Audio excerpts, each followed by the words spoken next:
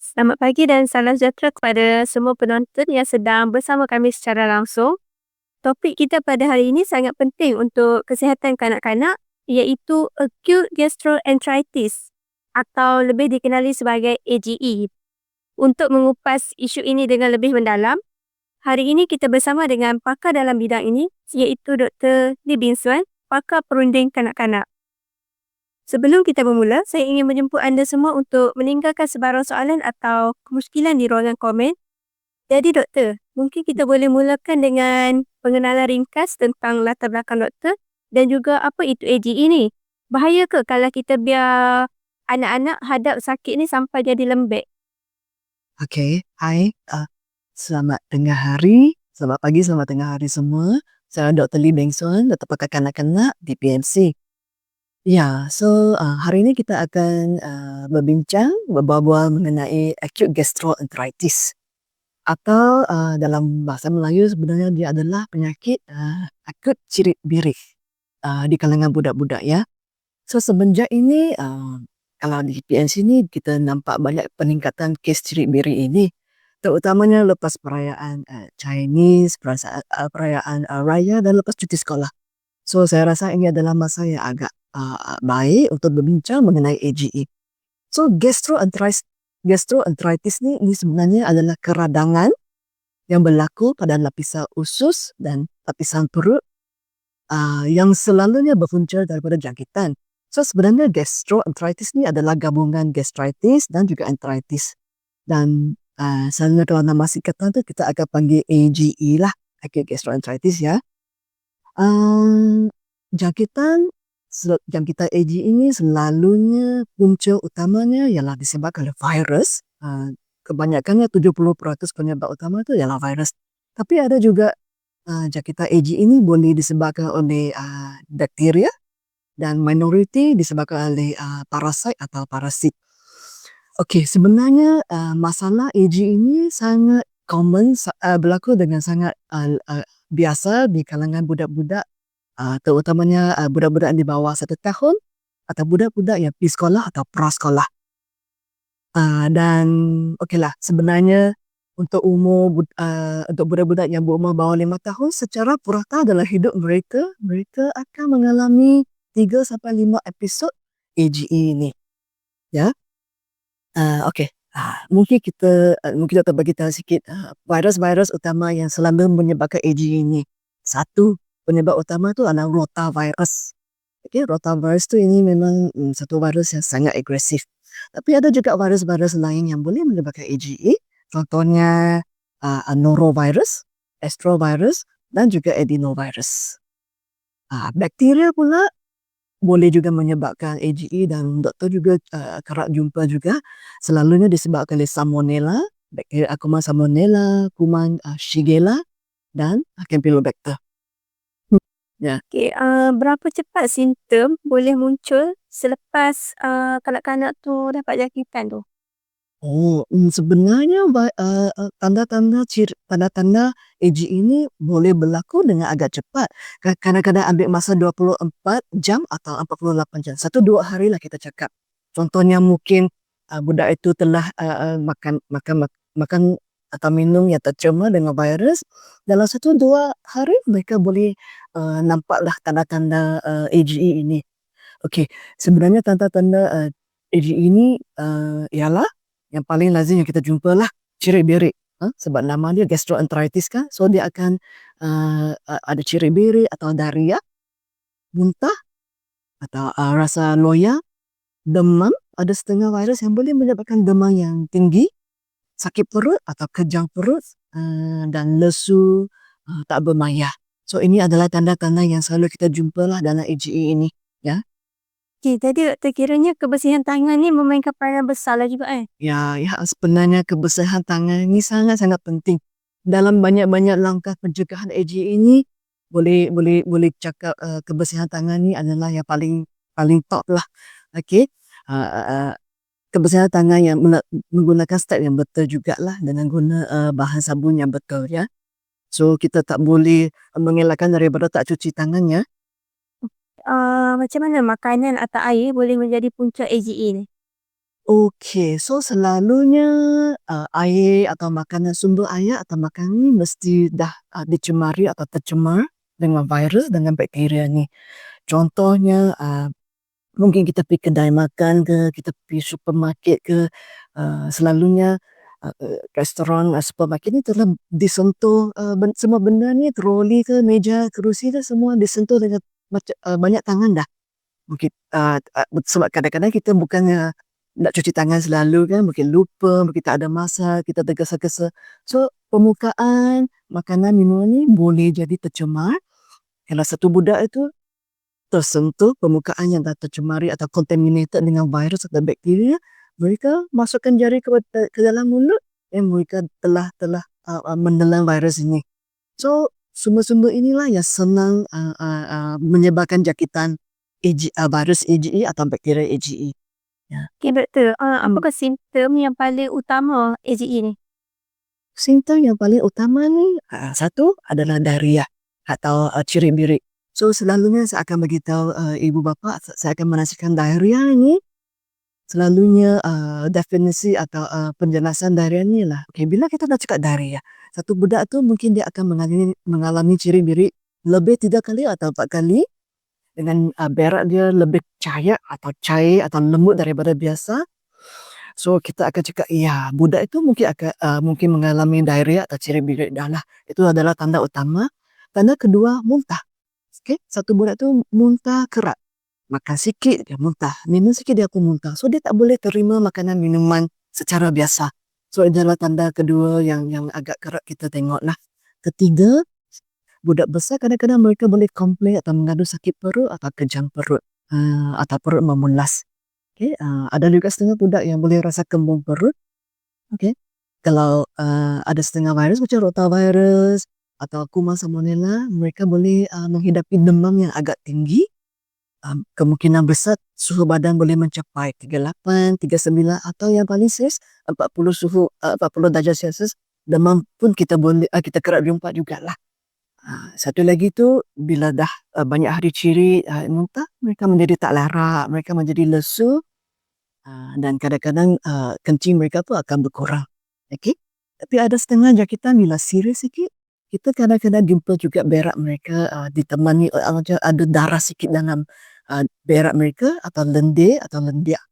Ya, so ini adalah beberapa tanda yang kita selalu jumpa dalam AGE. Okay, tadi muntah tadi, doktor sebut dia salah satu simptom lah kan? So, adakah muntah ni dia sentiasa berlaku dalam kes AGE? Ya, kebanyakannya budak-budak ni akan mengalami muntah. Sebab kenapa? Okey, tadi saya dah cakap gastroenteritis ni sebenarnya melibatkan gastritis atau keradangan perut. So, bila perut kita tak selesa, bila perut kita ada inflamasi atau keradangan, mereka tak boleh tolerate atau minum atau makan, so mereka muntah. So, ini adalah satu tanda yang kerap kali kita jumpa. Okey, berlainan sikit dengan keracunan makanan. Keracunan makanan pun boleh menyebabkan muntah, tapi keracunan makanannya selalu memang ada sumber makanan yang mereka kongsi. Macam pergi kedai, semua orang makan makanan yang sama, minum minuman yang sama, dan setiap orang mengalami tanda yang sama, dan mungkin itu adalah keracunan makanan. Okey, tapi tanda-tandanya sebenarnya agak samalah keracunan makanan atau AGE, ya. Okey, kenapa pesakit dia mengalami sakit perut atau kegajangan tu? Oh, sakit perut. Okey. So, sebenarnya bila budak-budak atau orang dewasa mereka menelan virus atau bakteria melalui makanan yang tercemar, minuman yang tercemar, virus dengan bakteria ni kadang-kadang mereka menghasilkan toksin. Kalau mereka menghasilkan toksin dalam usus, mereka akan juga menghasilkan gas-gas yang tak sihat. So, bila usus pun mengalami keradangan, kita punya usus fungsinya adalah peristalsis. Usus kita memusing atau memulas untuk cuba mengeluarkan najis-najis yang tercemar, najis-najis yang penuh dengan virus, dengan bakteria. So, bila usus ni memulas dengan lebih kuat, dia menghasilkan sakit. So, budak akan sakit perut. Kadang-kadang sakit tu teruk juga sampai mereka menangis-nangis. Mereka pun kembung perut. Kembung perut pun boleh menyebabkan perut sangat tak selesa. dengan penghasilan najis yang terlalu kerap pun kadang-kadang menjadikan perut mereka tak selesa lah. So ada skala bayi kecil, mereka pun tak pandai cakap, mereka akan menangis, mereka meragam, mereka tak sihat, mereka tak menyusu atau main dengan biasa. Ya, Okay, doktor, tadi doktor ada sebut mengenai darah dalam najis kan. ayat ya. Adakah darah dalam najis ni dia tanda keadaan memang serius? Okey, sebenarnya bloody stool atau berak berdarah ni, ya, dia lebih kepada menunjukkan punca AGE ini lebih kepada kuman. Contohnya kuman yang selalu kita jumpa yang menyebabkan berak berdarah ni, selalunya salah satu penyebab utama tu ialah salmonella. Kadang-kadang kita jumpa kuman juga Campylobacter. Okey, disebabkan kuman ini lebih agresif, mereka menyebabkan keradangan usus yang lebih tinggi, lebih serius. Darah pun dihasilkan dalam berak. Tapi ini tak bermaksud perut mereka bocor, usus mereka bocor, tak. Sebab ada juga setengah ibu yang risau kan tengok kenapa begitu banyak berak dalam darah. So sebenarnya dia cuma menunjukkan penyakit AGE ini disebabkan oleh penyebab yang lebih agresif lah. Selalunya adalah disebabkan oleh kuman. Tapi ada setengah virus macam adenovirus pun boleh menyebabkan berak berdarah. Okey. Dia cuma bagi tahu kita, dia cuma bagi tahu kita perlu pergi jumpa doktor dengan segeralah, okey, untuk terima rawatan dengan serta-merta. Okay, doktor, dehydrate, dia Hmm. berkait tak dengan AGE ni?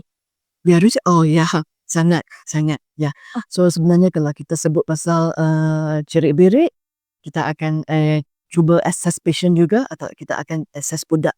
Adakah dia telah mengalami dehidrasi yang ringan atau yang teruk. So kenapa mereka mengalami dehidrasi? Dehidrasi ini sebenarnya adalah uh, sorry, letak saja di sini. Dah naik. Okay. Cabut pula button ni. Ya, dehidrasi. Mari kita balik kepada dehidrasi. So, dehidrasi ini atau dehydration adalah kekurangan cecair atau kekurangan air dalam badan. So, kalau budak-budak tu dah muntah banyak kali, dah cirit banyak kali, dengan mereka langsung tak boleh terima cecair atau makanan dalam badan mereka, so mereka akan, kemungkinan besar mereka akan mengalami dehidrasi. So, dehidrasi ini tanda-tandanya ialah budak telah menjadi sangat letih, kencing sangat kurang. Selalunya bila saya tengok patient, saya akan tanya, Mama, bila kamu last kencing? Adakah sudah banyak jam lalu, masih tak tukar pampers kah? So, kalau kamu rasa baby kurang kencing dalam 6 jam atau 8 jam yang lalu, Mama tak kencing, Mama pun tak tukar pampers sebab pampers dia kering, tak ada kencing. So, mungkin dia sudah mengalami dehidrasi. Okay? Salah satu juga yang selalu kita tengok, kenapa mata budak atau mata bayi cengkung, atau dia menangis tanpa air mata. Okay. Kalau untuk bayi di bawah 6 bulan, kadang-kadang kita boleh juga periksa mereka punya ubun-ubun. Ubun-ubun mereka sangat tenggelam dan lebih mendalam dari biasa. So ini semua adalah tanda-tanda dehidrasi yang kita perlu, kita boleh cek lah kalau kita tengok pesakit. Kalau mama, ibu bapa di rumah, mereka selalunya boleh tengok berapa mereka banyak minum. Sebab kalau ada setengah baby boleh minum 3 ounce, 4 ounce, tapi dah tak minum dah dalam 1-2 jam ni, 1 ounce pun tak boleh tolerate sebab mereka tak asyik minta. And then boleh jadi mereka sudah kehilangan air dalam badan mereka lah. Okay? Okay, doktor, apakah tanda-tanda dehydrasi yang memang paling utama lah kita kena bagi perhatian? Kalau untuk selalunya saya akan nasihatkan ibu bapa, okey ibu, kalau dia dah muntah lebih 5-6 kali dalam banyak jam, tak minum susu pun tak boleh, atau mereka cirit teruk dalam masa 3-4 jam, mungkin sudah cirit juga, kamu rasa dia sangat letih dah, kuning, atau kita cakap concentrated urine dah lebih kuning dari biasa, taklah kuning jernih dah, dengan mengalami demam tinggi. So selalunya ini adalah tanda-tanda yang kita perlu berjaga-jaga dan patut bawa pergi jumpa doktor untuk terima nasihat atau rawatan dengan serta-merta. Okay, doktor, kalau contohlah kanak-kanak tu dia mengalami demam juga. Ya. Jadi bila demam tu menjadi tanda yang membimbangkan, Oke, demam, oke, ada setengah budak walaupun mereka ada demam, mereka ada muntah sikit dengan ciri sikit, mereka masih aktif. Dengan lepas mamak bagi ubat demam, mereka punya demam masih boleh menurun, mereka masih boleh minum sikit, masih mau main sikit. So, doktor rasa itu adalah tanda-tanda yang tak begitu serius. Tapi sekiranya demam mereka sangat tinggi dah, mungkin mencapai suhu badan 385 ke atas, atau sampai 39, dan mereka dalam keadaan yang demam tinggi ni mereka dah tak aktif, mereka tak minum, tak makan, mereka tidur lebih daripada biasa. Itu adalah tanda yang lebih bahaya lah kalau dalam keadaan demam. Kalau demam sampai mengalami sawan atau tarik hanya itu memang adalah satu tanda demam yang lebih membimbangkan, sebab dia ada efek dah di dia telah menyebabkan sawannya. So iaitu ibu bapa pun patut di hospital dengan segera. Okay, doktor. Soalan seterusnya daripada viewers kita. Dia cakap, selamat tengah hari, doktor. Ya, selamat tengah hari. Boleh saya tahu apakah makanan yang sesuai semasa mengalami AGE ni? Okey, ya. Sebenarnya soalan ini pun agak lazim bila kita merawat kita punya budak-budak kan. Ya, okey. Sebenarnya AGE ni, okey kita cakap walaupun AGE ni mereka muntah, mereka cirit, tapi okey contohnya untuk baby yang masih menyusu badan, doktor akan sarankan teruskan bagi susu badan, sebab dalam susu badan tu sebenarnya water content atau uh, air, amal air itu banyak. So kalau dia masih boleh menyusu, dia teruskan. Okey, jangan berhenti. Apa-apa pun dia masih perlu terima zat dari susu atau dari makanan. So teruskan penyusuan susu badan. Kalau yang minum susu formula, saya pun sarankan kita teruskan bagi susu formula juga. Tapi kalau takut kadang-kadang ada budak yang tak boleh tolerate, doktor nasihatkan juga mungkin kita cuba buat cair sikit.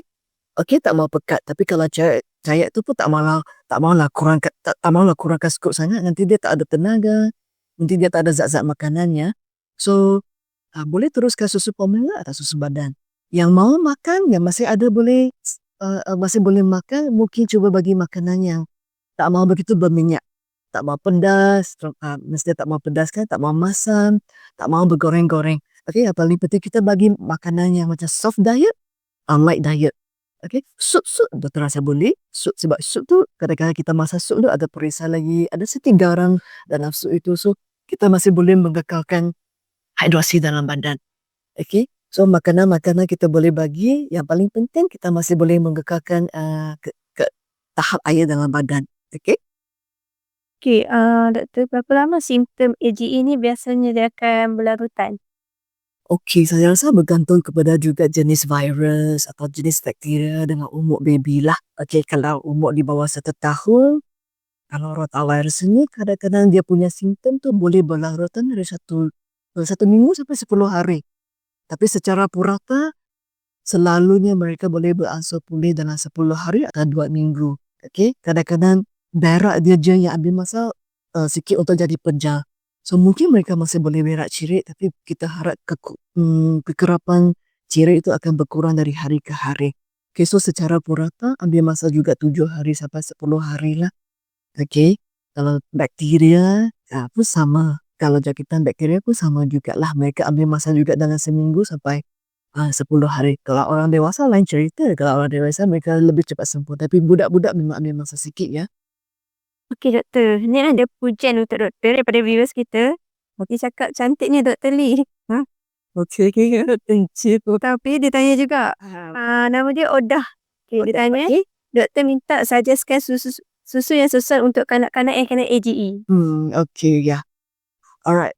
So, yalah, dia pun selalu ditanya juga soalan ini sebab kadang-kadang mereka risau, adakah susu ada masalah ke?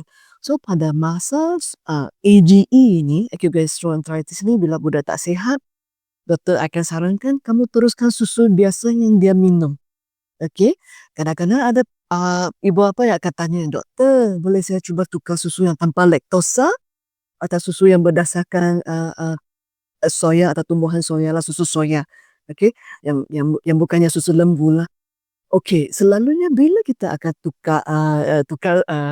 sarankan tukar susu. Tukar susu ini doktor rasa kalau kamu sudah cirit banyak hari, mungkin lebih 5 hari atau 7 hari. Okey, cirit masih tak ada tak ada improvement, tak nampak ada baik sikit, dan mungkin masa itu doktor akan sarankan, okey, mungkin kita boleh tukar susu tanpa laktosa atau susu soya. Kenapa kita tukar susu yang kerumusan khusus ini? Sebab bila ba- ah, dalam keadaan usus ini kadang-kadang kita punya lapisan usus sudah cedera. Cedera disebabkan oleh jangkitan virus dengan bakteria. So, kita punya usus ni tak boleh menghadamkan atau digest laktosa dalam susu biasa. So, bila minum susu biasa di mana mengandungi laktosa yang agak tinggi, mereka akan terus menyebabkan cirit. So, mereka tak boleh hadam laktosa dengan bagus sebab mereka punya enzim pun dah lemah dah dalam usus. So, untuk sementara waktu, kalau dah merawat untuk 4-5 hari, cirit masih tak bagus, tak improve, dan kadang-kadang tukar susu boleh membantu. Bukan merawat sepenuhnya, tapi boleh membantu untuk kurangkan cirit lah. So, kalau susu tanpa laktosa ni banyak brand juga. Ada yang NAN, doktor bukan mempromosikan susu apa-apa, tapi kalau susu tanpa laktosa ni, salah satu brand adalah NAN Lactose Free. Similac Lactose Free lah. Kalau susu soya tu lebih kepada macam brand Isomil atau Andukrosoy. Tapi kita bagi susu rumusan khas ni sementara waktu je lah, bukannya untuk selama-lamanya. Tapi kadang-kadang juga perlu maintain susu yang rumusan khas ini untuk 2 minggu atau 3 minggu, bergantung kepada tekstur berak dia kemudian hari lah. No? Tak minum untuk kekal lama, mungkin untuk lah 3 minggu atau 4 minggu. Tunggu dia punya, kita punya usus yang keradangan tu sembuh, perlahan-lahan berak jadi elok, pejal, tak cirit dah. Then kita boleh perlahan-lahan tukar balik kepada susu asal baby lah. Nah? Okay, doktor. Adakah orang dewasa pun boleh hadapi AGE ni? Ya, boleh.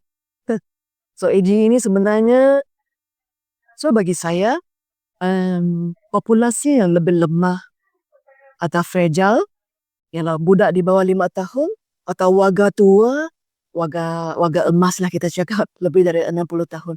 So, golongan-golongan ini adalah golongan yang lebih lemah, daya tahanan badan yang lebih lemah, imuniti yang lemah. Mereka mudah mendapat AGE yang lebih serius. Tapi orang dewasa tu boleh dapat je. Contohnya, bila pesakit saya masuk ward, kadang-kadang mungkin ibu bapa terlupa lah nak cuci tangan dengan betul-betul, cadar semua, penuh dengan berak. Ibu bapa pun boleh kena juga. Saya pernah tengok ibu bapa kena juga rotavirus jangkitan yang agak serius lah. Sampai demam-demam, cirit, baring di atas katil dia tak larat. So, orang dewasa pun boleh kena. Okay? Okay, doktor. Apa beza simptom yang berbeza antara kanak-kanak dan dewasa ni bila kena AGE tu? Okay, so, untuk orang dewasa sebenarnya mungkin mereka punya rawatan ubat tu lebih banyak pada pandangan saya lah. Kadang-kadang orang dewasa ni boleh terlantil, boleh makan ubat dengan lebih senang. Ada setengah doktor akan bagi ubat anti cirit-birit atau ubat untuk stop cirit sekaligus untuk orang dewasa. Untuk sementara waktu kawal anda. So mereka boleh pulih dengan lebih segera. Mungkin dalam 2-3 hari dah mereka dah cirit sangat dah, tak sakit perut dah, selera makan pun okey dah. Tapi untuk budak selalunya doktor tak sarankan bagi ubat untuk memberhentikan untuk stop cirit dengan segera. Sebab sebenarnya contoh ubat yang anti cirit-birit adalah macam loperamide atau Imodium. Selalunya kita tak bagi kepada budak sebab kita mahu bagi budak buang najis yang kotor, yang tercemar ini, yang penuh dengan virus. So kalau kita bagi ubat untuk stop cirit ni, budak pun tak cirit dah, mereka pun tak buang najis dah. So semua virus ni duduk dalam perut mereka, duduk dalam usus mereka, yang ini sebenarnya akan menyebabkan keadaan yang lebih bahaya. Takut juga menyebabkan jangkitan virus atau kuman yang lebih teruk. So kita bagi mereka buang najis je. Tapi ibu bapa yang jaga budak-budak yang banyak hari cirit ni, mungkin mereka susah sikit, latih sikit, tapi sekurang-kurangnya kita boleh bantu budak-budak cepat sembuh lah. So beza dari segi inilah. Orang dewasa tu mungkin lebih banyak pilihan ubat ya. Okay, doktor. Ada viewers kita cakap, saya ada anak kembar 3. Boleh berjangkit ke kat rumah? Ya, boleh. So, yang ni mungkin kita soalannya macam mana macam mana penyebaran virus atau kuman kan dalam AGE. 3 anak kembar, ya betul. tiga-tiga ni budak ni atau orang dewasa memang ada risiko boleh berjangkit dengan sakit yang sama, penyakit AGE yang sama. Okey, kenapa ibu? So, okey. Budak-budak mereka main sama-sama, mereka main toys yang sama. Lepas tu mungkin mereka juga dalam kawasan perumahan yang sama kan. So bila ibu cuci satu budak punya lampin yang penuh dengan cirit, cuci cadar. Ibu mungkin taklah ada sempat nak basuh tangan, pergi ambil baju yang baru dari almari, pergi tandas untuk cuci mereka punya kain, sentuh pipe mereka, sentuh tombol pintu. So virus-virus ini senang melekat dalam permukaan. Okey, salah satu virus yang selalu Doktor suka sebut ialah rotavirus lah.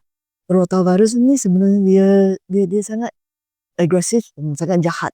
Dia boleh duduk dalam permukaan yang kering mungkin dalam masa berapa hari kalau kita tak sanitize dengan betul. Tapi permukaan yang basah mereka boleh hidup lagi lama, kadang-kadang sampai 1-2 bulan. Okey. So, budak-budak yang duduk sama, mungkin mereka kongsi makanan, mereka sentuh sini, sentuh sana, mereka sentuh permukaan.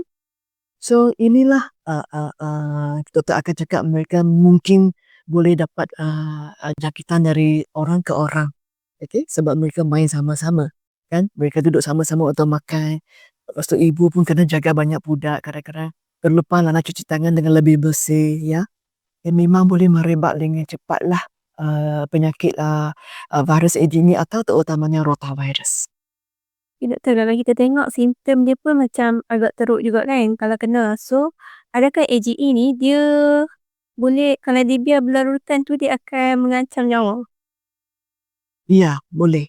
Sebenarnya penyakit AGE ini masih merupakan salah satu punca kematian yang agak lazim berlaku, tapi terutamanya di negara-negara yang tengah membangun atau third world country lah.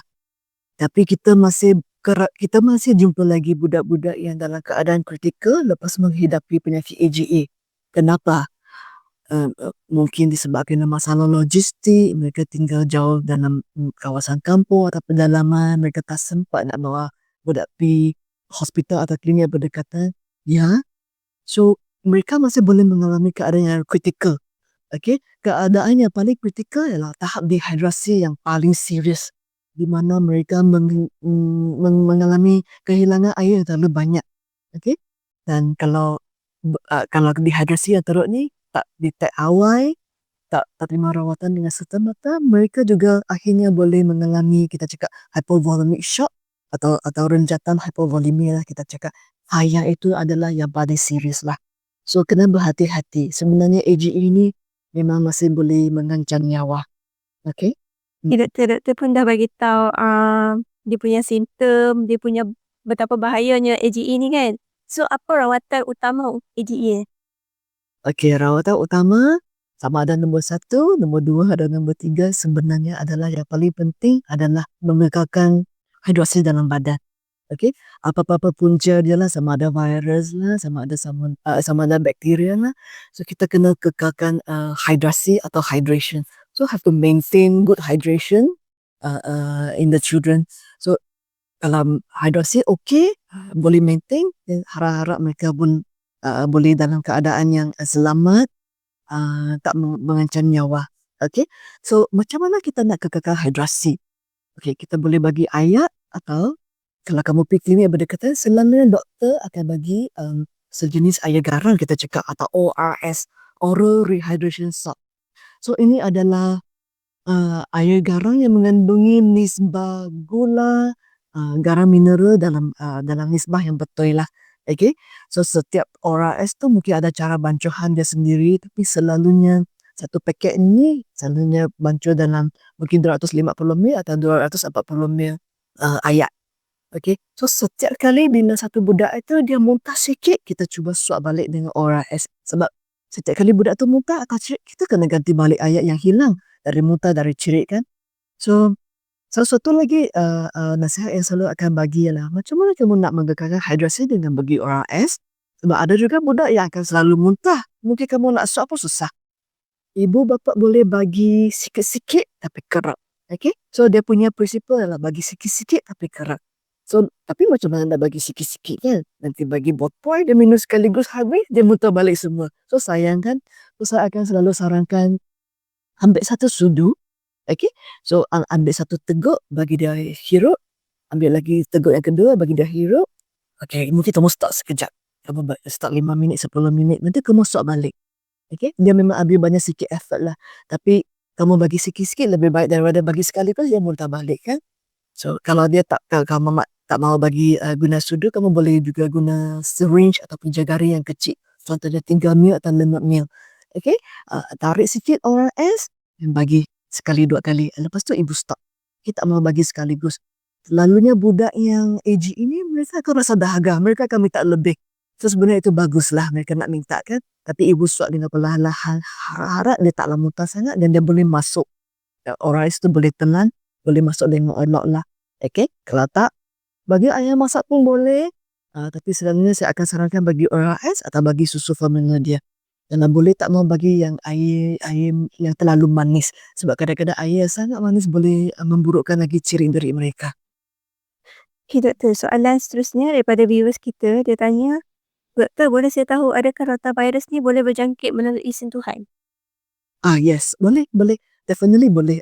Boleh sebab contohnya rotavirus ni sentuhan memang boleh berjangkit. So, kalau ada budak yang pergi taska, di kindergarten di mana tempat sesak, mereka akan bersentuhan dengan orang kan. Mereka sentuh dengan kawan, kita main sama-sama. Lepas tu mereka sentuh toys mereka pula. Lepas tu mereka masukkan toys dalam mulut. So, sentuhan tu sebenarnya adalah salah satu rotavirus tu tersebar. Jadi, kalau ada budak yang mengalami ciri-biri ini, selalunya doktor akan sarankan mungkin tak hantar pergi sekolah dulu. Sebab doktor pernah tengok satu budak tu ada ciri, mungkin ada masalah tertentu, ya ibu bapa hantar budak pergi taska juga. Dan budak lain, satu hari ke satu hari tu kena jangkit. Okay, so rotavirus memang atau virus-virus lain memang mudah disebar dengan sentuhan atau kita cakap direct contact. Okay. Okay, berapa lama tempoh pemulihan biasanya? Tempoh pemulihan ambil juga lah masa berapa hari ni. Kalau budak kecil, doktor rasa kadang-kadang boleh sampai 10 hari atau 2 minggu. Okay, terutamanya dari bab-bab ciri itulah. Bab-bab ciri itu kadang-kadang memang mengambil masa. Sebab virus-virus ini telah mengakibatkan keradangan dalam usus. So, nak lapisan usus ini semua jadi sembuh. Keradangan ini semua dirawat. Ambil masa juga ya. Dia bukan dalam 1-2 hari dia boleh sembuh. So, kita expect mungkin dalam 1 minggu, 10 hari, baru tanda-tanda AG ini akan beransur-ansur pulih. Dia akan pulih. Cuma janji kena terima rawatan dengan awal, jumpa doktor dengan awal, bagi pemakanan yang sihat, kekalkan hidrasi yang elok, dan budak itu boleh pulih lah. Okay? Ya, Doktor. Adakah vaksin diperlukan untuk mencegah AGE ni? Okay, kita ada vaksin, tapi kita bukan vaksin untuk mencegah AGE. Yang lebih spesifik ialah kita ada vaksin untuk mencegah jangkitan rotavirus. Okay. Kenapa kita ada vaksin rotavirus? Sebab rotavirus ini memanglah boleh dikatakan virus yang paling agresif lah. Paling agresif dari segi bila budak itu mengalami rotavirus, entah mungkin boleh 10 kali, ciri boleh 10 kali. Ya, so kita ada vaksin untuk rotavirus lah dengan lebih spesifik lah. Okay, mai doktor tunjuk lah. So, secara lazimnya doktor pakai budak-budak ni memang ada 2 jenis vaksin ini. Okay? Vaksin ini memang khusus untuk melindungi daripada mendapat penyakit jangkitan rotavirus. So, kita ada 2 jenis. Rotavirus vaksin ni ialah dibagi melalui makan atau minum. So, dalam tu adalah cecair. So, vaksin ni bukan untuk cucuk ya. Selalunya ada ibu bapa yang tanya juga, vaksin rotavirus ni cucuk ke doktor? Tak, dia makan. So, selalunya doktor akan bagi makan atau ada sebenarnya di hospital, misi yang akan bagi makan. Ada 2 jenis pula tu. Yang ini Rotatec, dia adalah siri 3 dos. Yang Rotarix ni dia siri 2 dos. Okay? So, apa-apa pun doktor rasa salah satu langkah pencegahan yang sangat penting juga untuk mengelakkan penyakit AGE disebabkan oleh rotavirus adalah vaksinasi atau imunisasi lah. Okay? Kalau telah menerima rotavirus vaksin ini, kita harap bila betul-betul dia kena jangkitan ni, dia tak akan serius. Dia punya simptom mungkin mild saja atau yang sangat ringan. Mungkin boleh jaga di rumah. Okay, maintain hidrasi dengan lebih senang. Okay, dia pun boleh mengelakkan jangkitan terus jugalah. Selalunya bila doktor akan sarankan makan rotavirus vaksin ni, kalau betul-betul ibu bapa akan hantar budak pergi taska, pergi pusat penjagaan, dan doktor sarankan kamu bawa baby untuk mengambil vaksin ini. Okay, cuma vaksin rotavirus ini, yang ini tak gawang klinik kerajaan, klinik kesihatan biasa mereka tak bagilah, mereka tak provide. So selalunya ibu bapa perlu bawa bayi ke klinik pakar kanak-kanak yang berdekatan atau hospital lah, hospital private lah. Selalunya doktor pakar budak-budak tu memang kasih rotavirus vaksin ni ya. Okay, so klinik kerajaan mereka tak bagi. Dan satu lagi kepentingan rotavirus vaksin ni lah doktor akan emphasize ialah ingat, sebab dia ada 2 dos dengan 3 dos. Dia boleh dibagi seawal 2 bulan. Seawal 2 bulan. Dan dia kena habiskan 2 siri ni, 2 dos ni atau 3 dos ni dalam 6 bulan. Okay, so jangan lupa kalau ibu apa rasa, okay saya mau bagi, kamu ingat bawa jumpa doktor yang berdekatan dalam masa 2 bulan atau 2,5 bulan. Okay, sebab kalau lewat, vaksin ni kita pun tak boleh bagi dah. Sebab contohnya, kadang-kadang ada juga ibu bapa mai bawa jumpa saya cakap umur baby dia, budak je umur 1 tahun. Doktor, saya mau ambil rotavirus vaksin. Tapi dia dah melebihi had masa tu kan, had umur dah lebih. So kita tak bagilah budak yang melebihi 6 bulan. Okay, so kena lengkapkan 2 dos atau 3 dos ni dalam umur 6 bulan. Okay, masa baby lagi lah, masa umur bayi lagi lah, no? Ni doktor, soalan terakhir kita. Apakah langkah pencegahan yang paling berkesan untuk AGE ni? Cuci tangan. Okay, so doktor tak boleh nafikan yang fakta ini. Apa-apa pun jangkitan, terutamanya AGE atau HPV ini, kebersihan tangan adalah sangat penting. So ibu bapa kena jaga, kena amalkan kebersihan diri. Okay, lepas tu jaga kebersihan anak dah. Okay, orang dewasa kadang-kadang mungkin terlalu kita stres juga kadang-kadang jaga anak kan, duk wah asyik tukar pampers, satu hari mau tukar 10 keping pampers, kita pun letih, no? So kadang-kadang mungkin kita terlupa cuci tangan. So kalau ada masa, ingat cuci tangan. Sebelum sentuh makanan, cuci tangan. Sebelum minum, cuci tangan. Lepas keluar dari tandas, cuci tangan lagi. Okay, cuci tangan, kalau yang paling optimal selalu kita sarankan cuci tangan yang ada alkohol. Tapi kadang-kadang untuk budak mungkin susah sikit. Ibu bapa boleh guna bahan sabun yang biasa. Okay, cuci tangan dengan betul-betul, terutamanya hujung-hujung jari, hujung kuku, celah jari semua ni. Okay, cuci dengan betul-betul. Okay, selalunya dulu kita kan cuci cakap guna 5 step atau 6 step. Kalau cuci dengan tangan yang betul, selalunya tak ada masalah lah. Okay, lepas tu cadar-cadar, lampin, semua kena cuci dengan segera juga kan, sebab kadang-kadang virus ni boleh hidup dalam permukaan yang sangat lama. So kalau kamu cuci cadar-cadar kain ini, bahan-bahan toys ini dengan segera, ya harap kita boleh bunuh virus dengan segera juga lah. Okay, so saya rasa yang paling penting adalah amalan cuci kebersihan tangan yang sempurna. Doktor, ni soalan yang betul-betul paling last. Daripada Puan Syahidah Gaul, dia tanya, doktor, ibu mengandung boleh tak vaksin rotavirus? Tak ada. Ibu mengandung? Tak ada. Rotavirus vaksin ni khusus untuk budak saja. Budak itu pun ada umur dia yang sangat special. Umur 6 bulan ke bawah.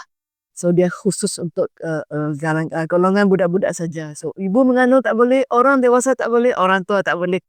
Budak yang lebih 6 bulan pun tak boleh ya. Okay, so ingat. Boleh diambil seawal 2 bulan dengan lengkapkan 2 dos ni dalam 6 bulan. Okay, baiklah. Pelbagai soalan telah dijawab oleh doktor. Sesi live kita pun telah berada di penghujungnya. Sebelum akhiri sesi ni, doktor ada apa-apa nasihat tak untuk ibu bapa di luar sana? Ya, sebenarnya penyakit AGE ni memang sangat common, sangat biasa, dengan adalah satu masalah kesihatan yang boleh berlaku bila-bila masa. Okay, yang paling penting doktor rasa kalau budak-budak kamu, anak-anak kamu menghadapi simptom-simptom AGE, simptom-simptom ciri-ciri ini, ibu bapa boleh bawa pergi jumpa doktor dengan segera supaya mendapat terima rawatan awal, okey, untuk mengelakkan AGA yang lebih serius. Kekalkan kebersihan tangan, kebersihan diri, kebersihan rumah, okey, untuk mengelakkan atau untuk mengurangkan risiko AGA ini.